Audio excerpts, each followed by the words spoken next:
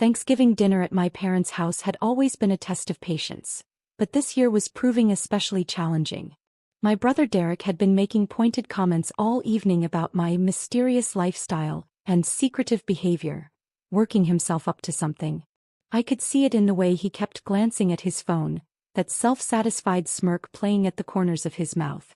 "So, little brother," Derek said, setting down his fork with exaggerated casualness, "I finally figured out what you've been hiding." I looked up from my plate where I'd been focusing intently on my turkey. "Is that so?" "Oh, it absolutely is so," Derek continued, his voice getting louder, drawing the attention of everyone at the table. "Mom, Dad, our sister Rachel and her husband Tom. I've been watching you for the past 2 years. Always dodging questions about where you live, what you do, why you're never available for family events. I decided it was time to get some answers." My hand tightened slightly on my fork, but I kept my voice level. "Derek, what did you do?" "What I should have done a long time ago," he announced, pulling out his phone. "I followed you home last month. Watched which apartment you went into. Then today, while you were on your way here, I paid your place a little visit." The table went silent. Mom's hand flew to her mouth. Rachel looked shocked. Dad's expression was harder to read, somewhere between concern and curiosity. "You broke into my apartment," I said quietly. "It wasn't a question." "Your door wasn't exactly Fort Knox," Derek laughed, starting to swipe through photos on his phone. "Took me maybe 2 minutes to pick the lock. And you know what I found? Your mysterious home office that you're always so secretive about." He turned his phone toward the table, showing a photo of overturned furniture, scattered papers, and open drawers. My stomach dropped, but I kept my expression neutral. "Ransacked the whole place," Derek continued, his smugness reaching new heights. "Went through every drawer, every file, every locked cabinet. You want to know what I discovered? Nothing. Absolutely nothing interesting. No secret business documents. No evidence of whatever shady dealings I was sure you were involved in. Just boring paperwork, a laptop with a password I couldn't crack, and some seriously paranoid security measures for someone who claims to be a freelance consultant."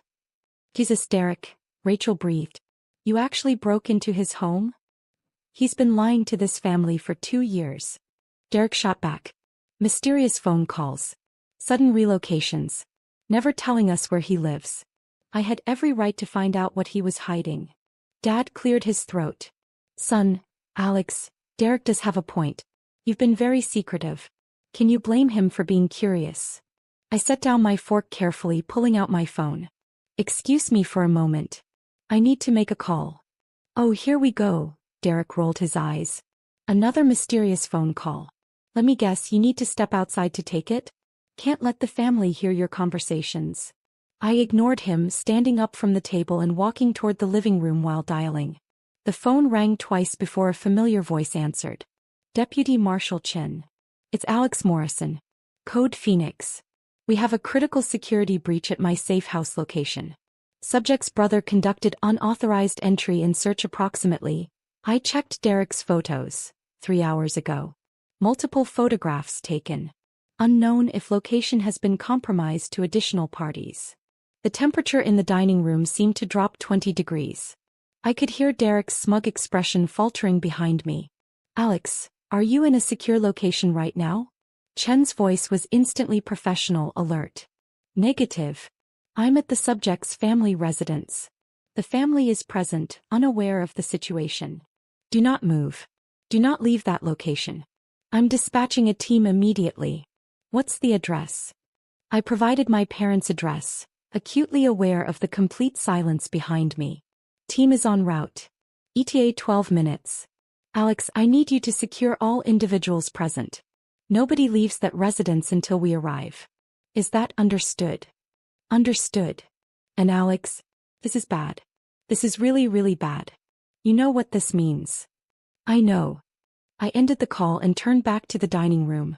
6 faces stared at me with expressions ranging from confusion to dawning horror.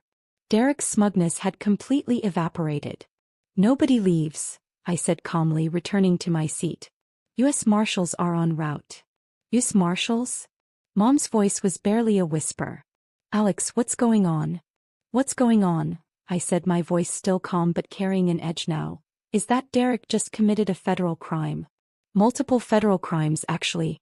Breaking and entering into a federal witness protection safe house. Photographing classified security arrangements. Potentially compromising the location and identity of a protected witness. Derek's face had gone from red to white in seconds. Witness protection? You're joking. This is some kind of elaborate prank. I'm not joking, Derek. My name isn't Alex Morrison. It hasn't been for 2 years. I've been in the Federal Witness Protection Program since I testified against the Castellano crime family in a RICO case. That home office you ransacked? That was a federally maintained safe house with documented security protocols. Every drawer you opened, every file you photographed, every lock you picked, all of it was federal property and all of it was monitored. The color drained from Rachel's face. The Castellano family? Aren't they one of the largest organized crime syndicates on the East Coast? Yes, I confirmed. I witnessed a murder 2 years ago. Not just any murder. I witnessed Vincent Castellano personally execute a federal informant. I was working late at my accounting firm, happened to be in the wrong place at the wrong time. I saw everything. My testimony put Vincent and 6 of his associates away for life. Tom spoke for the first time, his voice shaky. Jesus Christ. Alex, or whoever you are, you testified against the mob. My real name is Marcus Webb, I said. I was Marcus Webb.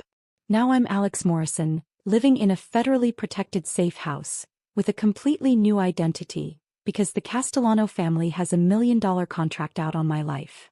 Dad had gone very still, his face ashen. Son, why didn't you tell us? Because that's not how witness protection works, Dad. The whole point is that nobody knows who you really are or where you really are. The marshals made an exception, allowing me limited contact with immediate family, but even that was conditional. You knew I'd relocated for work. You knew I had a new job. That was all you were cleared to know. But we're your family. Mom protested, tears starting to form. We had a right to know you were in danger. No, Mom, you didn't. Because the moment you knew, you became a potential security risk. Every phone call becomes a liability. Every family gathering becomes a tactical concern.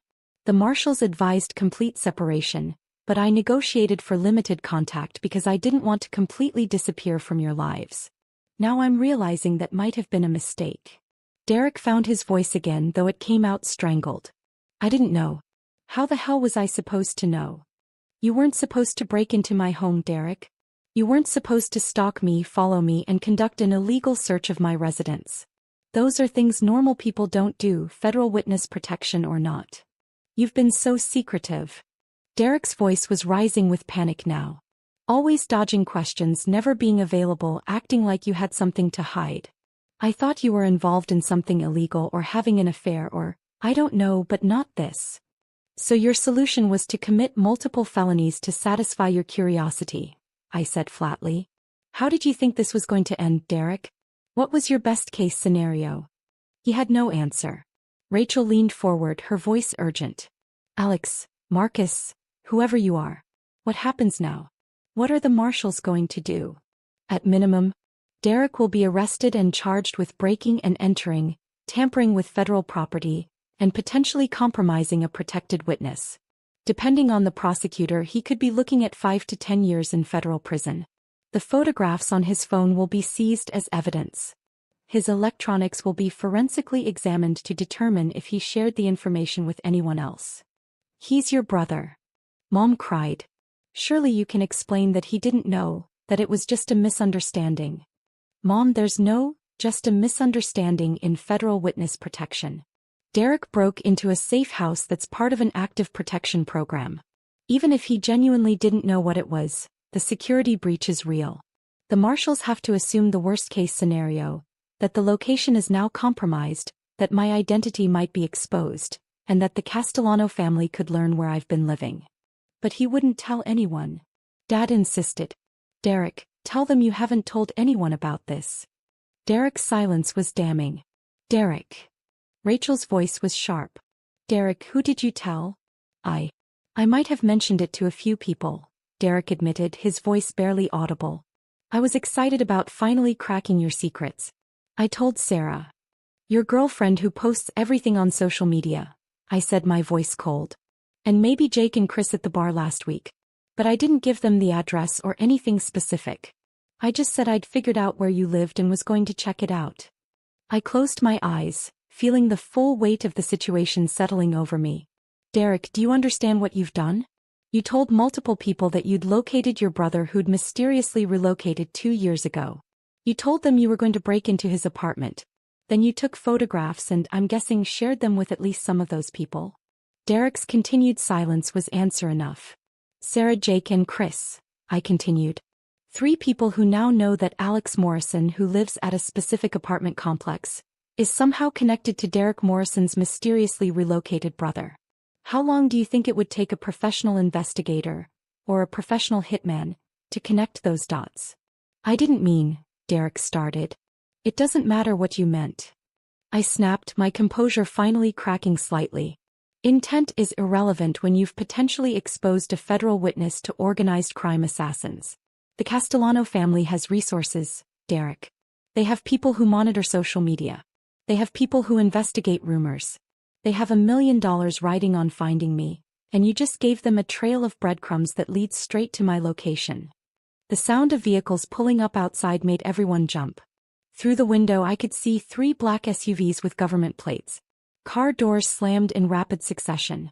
That's them, I said, standing up. Nobody move. Let me handle this. The doorbell didn't ring. There was just a sharp, authoritative knock that made it clear this wasn't a request. I opened the door to find Deputy Marshal Chin flanked by 4 other U.S. Marshals, all wearing tactical gear and very serious expressions. Deputy Marshal Chin, I greeted him. Alex. He nodded curtly, then addressed the room beyond me. U.S. Marshals Service. Everyone remain seated with your hands visible. We need to secure this location and question everyone present. The marshals filed in with practiced efficiency. 2 immediately moved to secure the exits. Another began photographing the scene. Chin approached the dining room table where my family sat frozen. Which one of you is Derek Morrison? Chin asked, though his tone suggested he already knew. Derek raised his hand shakily, just like he had when he was a kid being called on by a teacher. That's me. Mr. Morrison, I need to see your phone. Now. Derek handed it over without protest. Chin scrolled through the photos, his expression darkening with each swipe. You took 43 photographs of a federal safe house. You posted 6 of them to your Facebook account with the caption, "Finally found out what my secretive brother has been hiding." Those posts have been shared 17 times and have over 100 comments. Oh my God, Rachel whispered. Chin looked at Derek with an expression that somehow managed to be both furious and weary. Mr. Morrison, do you have any idea what you've done? I didn't know it was a safe house, Derek said, his voice cracking. I thought he was just being paranoid or hiding something. I didn't know about the witness protection thing. I didn't know about the mob. I just wanted to know why my brother was being so secretive. Your wants and your ignorance don't change the facts, Chin said coldly. You committed breaking and entering. You photographed federal property. You distributed those photographs publicly. And in doing so, you've potentially compromised an active witness protection case and endangered your brother's life. Mom started crying in earnest now. Dad looked like he'd aged 10 years in the last 10 minutes. Rachel was holding Tom's hand so tightly her knuckles were white. Another marshal approached Chin and whispered something. Chin's jaw tightened. Are you certain? Sir. The social media posts have been picked up by at least 3 true crime forums. One user has already identified the apartment complex based on visible details in the photos. Chin turned back to Derek. Derek Morrison, you're under arrest for violations of federal law, including breaking and entering of federal property, tampering with witness protection security measures, and reckless endangerment of a protected witness. You have the right to remain silent. As Chin read Derek his rights, another marshal approached me. Alex, we need to move you immediately. This location is compromised. We're implementing emergency relocation protocols. How long do I have? 20 minutes to grab essential items from your current safe house. Then you're being moved to a secure facility until we can arrange a new placement. Your current identity is burned. We'll need to start over with a new name, new location, new everything. I nodded, having known this was coming the moment I understood what Derek had done. What about my family? They'll be questioned, their electronics seized for examination, and they'll be under surveillance until we're certain the Castellano family hasn't made contact. If we determine there's a credible threat, they may need protective custody as well. Rachel found her voice. Protective custody? We're in danger now too. The marshal turned to her. Ma'am, your brother posted photographs of a federal safe house on social media. Those posts have been shared and commented on extensively. It's possible that the Castellano organization has already seen them. If they decide to use your family as leverage to find Alex, Marcus, then yes, you could be in danger. This can't be happening, Mom sobbed. This is Thanksgiving. We're supposed to be having dinner. This can't be real. Mrs. Morrison, Chin said, his voice slightly gentler now. I understand this is overwhelming. But I need you to understand the gravity of the situation. The Castellano family is not a group of petty criminals. They're a sophisticated criminal organization with resources, connections, and a very strong motivation to find your son. Vincent Castellano is serving 3 consecutive life sentences because of Marcus's testimony. His brother, Anthony Castellano, has publicly sworn revenge. The $1 million contract on your son's life is very real, and the people who want to collect it are very dangerous. What happens to Derek? Dad asked, his voice hollow. That depends on several factors, Chin replied. His cooperation with our investigation. Whether the photographs he took and distributed lead to any actual security incidents. Whether your son's new location is compromised as a result of this breach. At minimum, he's facing federal charges that carry substantial prison time. At maximum, if anything happens to Marcus as a result of this breach, Derek could be charged as an accessory to murder. Derek made a strangled sound. A female marshal was already cuffing his hands behind his back. Derek, I'm so sorry, Derek said, looking at me with genuine terror in his eyes now. I didn't know. I swear I didn't know. I was just angry that you were shutting us out. I thought you were being selfish or hiding something bad. I never imagined. I know, I said quietly. But knowing you didn't intend this outcome doesn't change the fact that it's happening. You made a choice to break into my home. You made a choice to photograph it. You made a choice to post those photographs publicly. Every one of those choices led directly to this moment. What happens to you? Rachel asked me, tears streaming down her face. Do we ever see you again? I don't know, I admitted. The marshals will have to assess the risk level. If they determine that continued family contact is too dangerous, then no. You won't see me again. I'll simply disappear, and Alex Morrison will cease to exist along with Marcus Webb. That's not fair, Mom protested. You witnessed a crime. You did the right thing by testifying. Why should you be punished by losing your family? Because the alternative is being dead, Mom. The Castellano family doesn't forgive and they don't forget. I knew the risks when I agreed to testify. I made peace with potentially losing everything 2 years ago. I'd hoped I could maintain some connection with all of you, but Derek's actions tonight have made that impossible. The marshal who'd been talking to me earlier returned. Alex, we need to move. No. Our surveillance team has picked up unusual activity near your safe house. We can't confirm it's Castellano related, but we're not taking chances. I nodded, then looked at my family one last time. Mom was still crying. Dad looked broken. Rachel was holding herself together, but barely. Tom just looked stunned, like he couldn't quite process what was happening. And Derek, now handcuffed and flanked by marshals, looked like his entire world had collapsed. I'm sorry, I said to all of them. I'm sorry I couldn't tell you the truth. I'm sorry my situation has pulled you into something dangerous. And Derek, I looked at my brother directly, I'm sorry that your curiosity and your inability to respect boundaries has led to this. I hope you understand eventually that this isn't something I'm doing to you. This is something that's happening because of choices you made. Please, Derek whispered. Please don't let them take me. I'm your brother. You were my brother when you decided to break into my home, I said, my voice steady despite the pain in my chest. You were my brother when you posted those photographs online. You were my brother when you told multiple people about your plans. Being my brother didn't stop you from doing any of those things. It doesn't erase the consequences now. Chin gestured to the marshals holding Derek. Get him out of here. Take him to the field office for processing. I'll be there shortly to conduct a full interview. As they led Derek out, he twisted to look back at me one more time. I'm sorry. I'm so sorry. I didn't respond. What was there to say? After Derek was gone, Chin addressed my parents and Rachel. All of you will need to come to our field office to provide statements. Your phones, computers, and any other electronic devices will be seized for examination. You'll be asked to provide detailed information about everyone Derek might have told about this situation. Do you understand? They nodded numbly. We'll also be placing surveillance on your homes and monitoring your communications for the next several weeks at minimum. If anyone contacts you asking about Alex Morrison or Marcus Webb, you report it immediately. If anyone you don't know starts showing unusual interest in your family, you report it immediately.